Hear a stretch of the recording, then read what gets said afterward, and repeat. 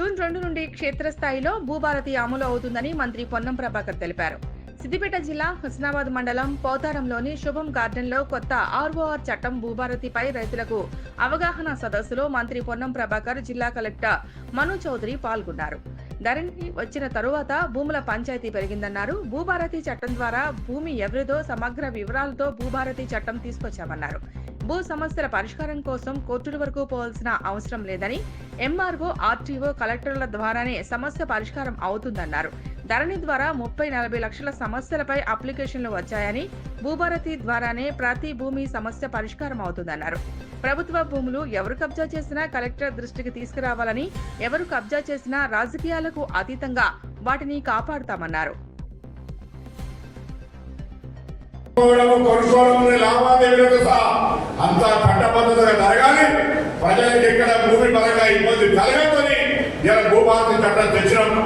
భూభారతి చట్టం తెచ్చి ఊరికేనేదో మార్పే కాదు, మహాని నకలు కావాలంటే ఈ 10 ఏళ్ల పహాని నకలు లేదు, ఎందుకంటే రికార్డు రాస్తలేదు. ఇప్పుడు పహాని నకలు ఉండాలి.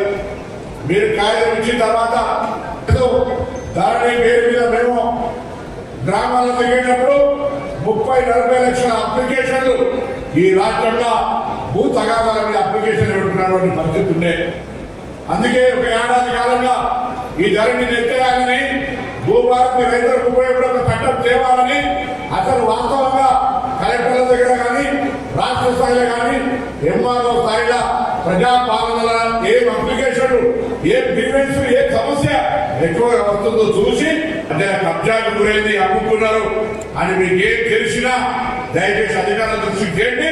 ప్రభుత్వ భూమి ప్రభుత్వ ఉపయోగాలకు వినియోగించే విధంగా వాపసు తీసుకొని గ్రామాల్లో మీకు అవసరమైనటువంటి దాన్ని కొనుగోలు కేంద్రమా, దావన్నా, పాఠశాలనా దేనికన్నా తీసుకుందాం. ప్రభుత్వ భూమి ఎవడో ఒక్కడు అధికారం ఉందని రికార్డు మార్చుకొని అమ్ముకుంటే అది నడవనీయం. అటువంటి పరిస్థితి ఏ పార్టీ ఉన్నా ఉండదు అని మన సందర్భంగా మీ అందరూ విజ్ఞప్తి చేస్తా ఉన్నా. అదేవిధంగా మేమందరూ కూడా సీరియస్ చేసే విధంగా చర్యలు తీసుకోపోతున్నాం.